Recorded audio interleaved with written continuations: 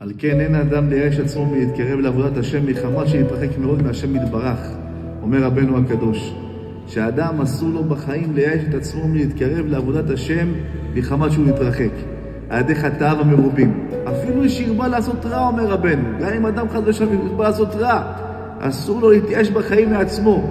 רבנו אומר, נפילה היא נפילה אחת. הנפילה זה לא העבירה.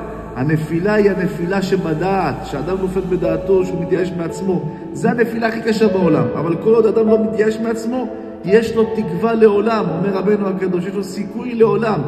ועוד יותר, כי אדרבה, רבנו מגלה, ממנו דווקא יתעלה וישתבח ויתגדל כבודו יתברך ביותר.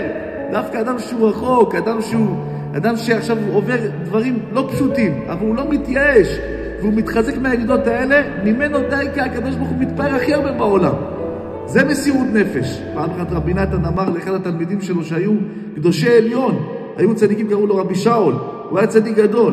אמר לו, ממך לקדוש ברוך הוא אין נחת רוח. אמר לו, למה רבי נתן? הוא אומר, לך אין נפילות, לך אין ירידות. אם היה לך ירידות והיית קם, זה נחת רוח לשם. אבל אם אין לך נפילות, מה נחת רוח לשם?